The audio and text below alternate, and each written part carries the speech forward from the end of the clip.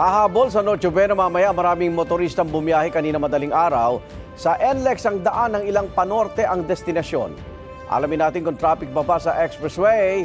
Sa unang balita, live ni James Agustin. James? Igang good morning. Para makaiwas sana doon sa holiday traffic, may mga kababayan tayo na pauwi sa kanilang mga probinsya sa norte na mas pinili na bumiyahe kanina madaling araw. Dito po yan sa North Luzon Expressway o NLEX. Pero may mga motorista na naipit pa rin sa traffic sa ilang bahagi itong expressway kagabi. Pasado alas 10 na kagabi, mabagal ang usad ng mga sasakyan sa northbound lane ng North Luzon Expressway o NLEX paglampas ng Balintawak Toll Plaza. Ganyan ang sitwasyon ng trapiko hanggang makarating sa NLEX Harbor Link Interchange. Mabagal din ang usad pagdating sa May Kawayan hanggang Marilao sa Bulacan. Nagpatuloy yan hanggang pasado hating gabi. Pasado alauna ng madaling araw, mabigat din ang traffic mula sa Marilao to May Kawayan exit sa southbound ng NLEX. Bumper to bumper din ang sitwasyon palabas ng NLEX Balintawak. Ang pamilya ni Oliver alas 2 sa madaling araw na pagdesisyon ng bumiyahe. Galing pa silang Santo Tomas, Batangas. Patungo silang Cabanatuan City sa Nueva Ecija para doon ipagdiwang ang Pasko. Para makaiwas sa traffic, yun ang, may kasi pagka naman traffic, matagal ang biyahe. Kaya po madaling araw. Ano katagal ang bakasyon nito? 4 days hanggang 27. Galing naman sa Taguig, maaga rin bumiyahe si Cart. Kasama ang kanyang mga kaanak patungo sa Tarlac. Isasabay na raw nila ang family reunion sa Christmas celebration. Para makaiwas po sa traffic dahil yun nga, kanina kagabi kasi mas mahaba ang traffic eh. Sayang yung gasolina tsaka yung oras, di ba? Kaya, ayan po. Sino po pupuntahan niyo sa Tarlac? Mga pamilya lang po, relatives po. 5 araw naman magbabakasyon sa Pangasinan ng pamilya ni Alma. Nakasama pa ang fur babies na sina Malshi at Choco. Bali-galing kami ng Antipolo, tapos ganito kami yung oras bumiyahe kasi umiwas kami sa init sa traffic po. Kapag maaga na kasi medyo matraffic na po. Sa Balintawak Toll Plaza, mabilis ang biyahe ng mga motorista bandang alas 4 ng umaga. Bahagya lang nagkakaroon ng pila sa mga nagbabayad ng cash. Samantala, Igan, ito yung sitwasyon ngayon dito sa Balintawak Toll Plaza ng North Luzon Expressway. Maluwag na maluwag po. Ngayong pasado alas 6 ng umaga, malayo dun sa sitwasyon kagabi na naabutan natin dito na pila yung mga sasakyan. Ito pong nakikita nyo na pila ngayon ng mga sasakyan, ito lamang yung bahagya nagkakaroon ng pila doon sa mga lane na nagbabayad ng cash. Ito po yung mga merong RFID sticker na hindi sapat yung load o di kaya naman walang RFID sticker talaga. At meron naman po dito na may customer service area kung saan maaaring magpakabit ng RFID sticker o magpa-reload yung mga motorista na babiyahe dito sa expressway. Yan ang unang balita mula po dito sa Balintawak Toll Plaza ng NLEX. Ako po si James Agustin para sa GMA Integrated News. 3 kolorong van na biyaheng probinsya ang nahuli sa Quezon City. Biyaheng Isabela at Camarines Sur ang mga van ang sitahin ng Special Action and Intelligence Committee for Transportation o SAIC. Walang maipakitang kaukulang dokumento ang mga driver nito. Kinumpiska na ang mga plaka for impounding ang mga sasakyan. Kinuha, tinikitan din ang mga lisensya ng mga driver sa Land Transportation Office nila. Ito tutubusin. Depensa ng driver ng mga van, mga kamag-anak lang daw nila ang sakay ng sasakyan. Pero nabisto ng SAIC na may ilang pasahero na hindi nila kakilala o kaano-ano. Yung mga sakay po namin, sir, alos mga konektado lang din po sa pamilya po. Na mga gusto pong makauwi ngayong Pasko. Ito po'y napakadelikado para po sa ating mga kababayan sapagkat hindi po sila covered ng mga insurance ng mga sasakyan pong ito at yung pong yung pagiging koloro may illegal at yung pong mga pamasahe ay hindi nare-regulate. Gugulong na mamaya ang Phase 1 ng EDSA Rehabilitation. Sa EDSA Northbound, sisimulan ng alas 11 mamayang gabi ang concrete reblocking sa inner lane mula Rojas Boulevard hanggang Park Avenue. Tatagal yan hanggang Sabado, December 27. Sa Sabado naman, sisimulan ang concrete reblocking sa inner lane mula Park Avenue hanggang Taft Avenue. Sa southbound, may concrete reblocking na rin mamayang gabi sa inner lane mula P. Celis Street hanggang Ross Boulevard na tatagal din hanggang Sabado.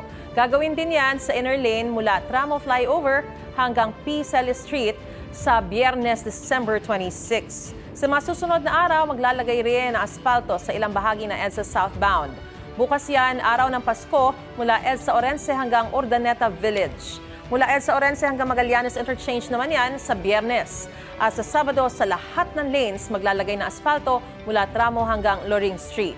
Una nang sinabi ng DPWH na hanggang January 5, 2026 ay 24 oras ang construction nila habang walang gaanong dumaraan sa EDSA dahil sa holiday season.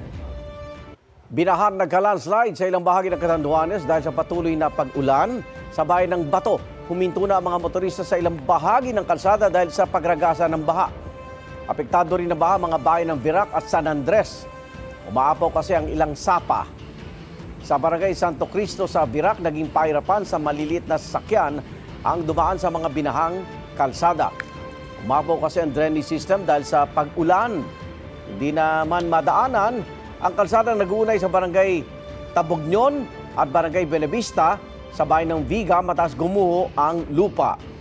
Pinayuhan po ang mga motorista na maghanap muna ng alternatibong ruta para sa clearing operations. Nagbantay ang rescue team sa mga lugar sa probinsya na madalas bahain at makaranas ng landslide. Wala naman na italang residente na sapilitang lumikas. Ay sa bagas, ang pag-ulan sa lalawigan ay dulot ng easterlies. Noche Buena na po mamaya kung mamimili pa lang ng panghanda, tip ng ilang mamimili sa palengke magpunta para makamura. May ilang sangkap namang mabibili sa mas mababang halaga sa mga grocery. May unang balita si Tina Panganiban Perez. Namimili ng pang Noche Buena si Baby de Guzman sa Mega Q-Mart sa Quezon City. Maghahanda raw siya ng kaldereta, estopado at spaghetti para sa mga anak at mga apo. 5,000 pesos dapat ang kanyang budget. Pero sa karneng baboy pa lang anya, lagpas 2,000 pesos na ang nagagastos niya. Dagdag pa ang 3 kilo ng baka na halos 1,500 pesos at halos 1,000 pesos na manok. Dito raw siya sa palengke namimili para sulit ang pera niya. Mas mura ng konti lang. Supermarket naman may mura pero di ba maliliit? Pang Noche Buena rin pero may kasamang pang-ulam sa ibang araw ang pinamili ni Evelyn Consorte. Kasama sa mga ihahanda niya sa Noche Buena ay spaghetti at menudo at nakaka 4,000 pesos na raw siya. Hanggang paso na po to. Baboy, manok, gulay. Mura dito eh. Dito sa palengke, pwedeng makabili ng mga tingi-tinging pansahog na mula 5 hanggang 15 pesos ang isang plastic. Pwede ring makabili ng 20 pesos na asukal at mantika. Pero umaangal ang mga nagtitinda dahil matumal nila ang benta, 180 hanggang 190 pesos ang kada kilo ng manok na tinitinda ni Lizelle. 200 hanggang 210 pesos per kilo naman kung choice cuts. Kunti ang tao, baka nagtitipid kasi pauwi ng probinsya. Sa karneng baboy naman, 350 hanggang 360 pesos per kilo ang kasim o pige. 420 hanggang 450 pesos per kilo ang liempo. Pero pag ganitong kakaunti lang daw ang tao, minsan palugi na ang pagpresyo ni Mang Martin. Nalulugi rin kami pag matumal kasi nagbibigay kami ng mababa eh. Eh ang gusto mo, mag-yelo ka o magbigay ka na ng mababa kasi sa mas maging pera na. Ganyan na pagtitinda namin sa baboy. Sa mga grocery, mas mura naman ang ilang bilihin tulad ng mga toyo, patis at suka. May bawas presyo na rin sa ilang sangkap pang Noche Buena gaya ng condensed milk na makakamenos ka ng 8 hanggang 10 pesos. Pareho lang din sa palengke ang presyo rito ng choice cuts ng manok. Ito ang unang balita. Tina Panganiban Perez para sa GMA Integrated News. Gagamit po ba kayo ng sili sa handa nyo mamaya sa Noche Buena? Abiso po ha, tumaas ang presyo niya sa ilang palengke. Sa mga Aldaan Public Market sa Pangasinan, umaabot na sa 800 piso ang bawat kilo ng siling labuyo. 400 piso naman ang kada kilo ng siling haba.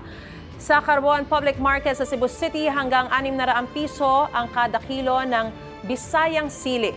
May hybrid na sili naman na tig 500 at 60 piso ang kilo.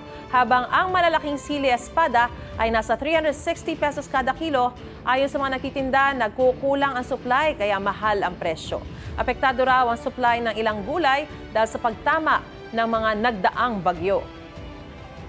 Isang tulog na lang bago ang Pasko, patuloy ang pagdating ng mga pasahero sa Ninoy Aquino International Airport. May unang balita live, si Bam Alegre. Bam, marami pa rin ba mga pasahero?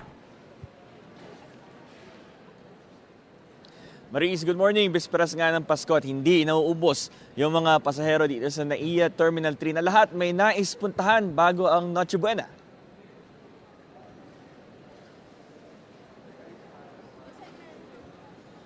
Naka-couple shirt pa ang magkasintahan sina James de Guzman at Christine Bernales na first time raw pupunta sa Palawan mamaya. Doon sila magpapasko kasama ang mga kaanak. Extra special din daw dahil kasabay niyan, birthday din ni Christine bukas. Sa tala ng pamunuan ng NAIA Terminals 1, 2 at 3 nitong Lunes, humigit kumulang 165,000 na ang mga dumating na pasahero sa paliparan. 3% ito na mas mataas sa parehong panahon noong nakaraang taon. Pakinggan natin yung pahayag sa ating mga nakausap na mga pasahero. Good, wala naman siyang any hassles on check-in, bag drop, so okay naman so far. Very important siya kasi ito yung only time lang na walang work, yung mga pamilya mo, so you get to spend together with your loved ones and your family.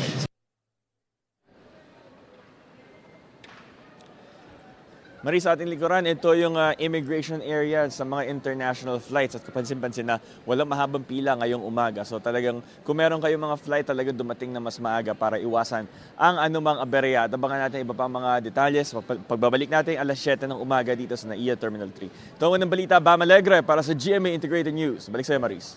Maraming salamat, Bam Alegre. Merry Christmas! May nilinaw naman po ang pamunuan ng Batangas Port kaugnay sa pansamantalang pagkakaantala ng pag-issue ng ticket doon sa gitna ng dagsa ng mga pasahero. Ayon kay Port Manager Aurora Mendoza, ito ay dahil sa kakulangan ng available seats sa mga barko at sa mahigpit na passenger limit na ipinatutupad ng Philippine Coast Guard.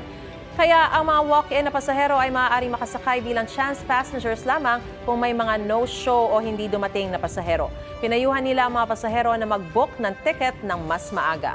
Samantala ay naprobahan na po ng Philippine Ports Authority ang hiling ng Asian Terminals Incorporated o ATI na itaas ang passenger terminal fee sa Batangas Port sa 2026. Ipapatupad po ito sa dalawang yugto. Una ay sa January 1, 2026, magiging 60 pesos na ang terminal fee mula sa dating 30 pesos. Ang ikalawang tranche naman ay sa July 2026 na mula 60 pesos ay magiging 90 pesos na ang terminal fee. Ang terminal fee po ay babayaran lang ng mga outbound passenger. Mananatili naman daw ang terminal fee exemption para sa mga piling sektor. Ayon sa ATI, ang pagtaas ng terminal fee ay bahagi ng pagbawi sa ginastos sa modernisasyon ng Batangas Port noong 2022 hanggang 2024. Ngayong bisperas ng Pasko nakaschedule sa libreng sakay ng LRT-1, LRT-2 at MRT-3 ang uniformed personnel, veterans at kanilang mga pamilya.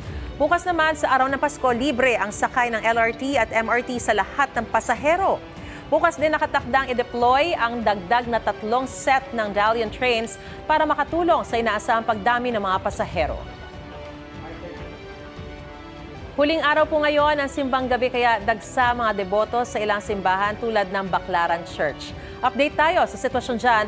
Live mula sa Parañaque City, may unang balita si Jomer Apresto. Jomer!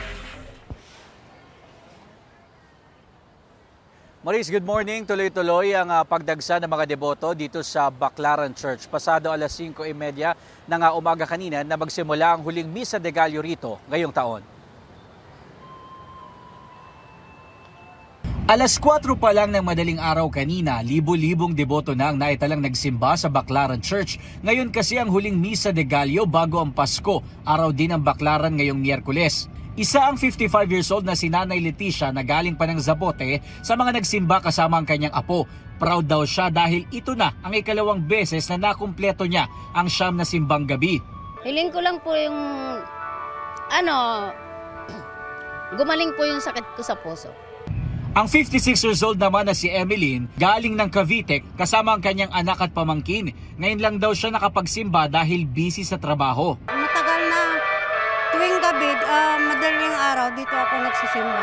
Ang hiling niya raw ngayong Pasko, good health and magandang buhay. Paglabas naman ng simbahan, samot-sari ang mga paninda rito. Hindi mawawala ang puto bumbong na nasa 70 pesos ang special. Sa mga naghahabol naman ng pangregalo ay susuot sa Pasko pero nagtitipid sa budget, maraming klase ng damit dito na nasa 50 pesos pataas. Nasa 120 pesos naman ang 3 piraso ng damit pambata. Meron din mga tsinelas na nasa 100 pesos ang pares.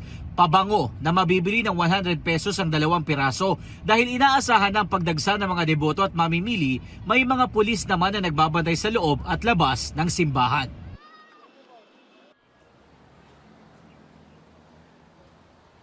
Maris, magkakaroon naman ng misa mamayang alas 7 ng gabi na tinatawag na panunuluyan. At susundan niya ng isa pang misa mamayang alas 8 naman ng gabi. Pagsapit naman ng araw ng Pasko, bukas po yan, regular Sunday schedule ang susundin dito sa Baclaran Church.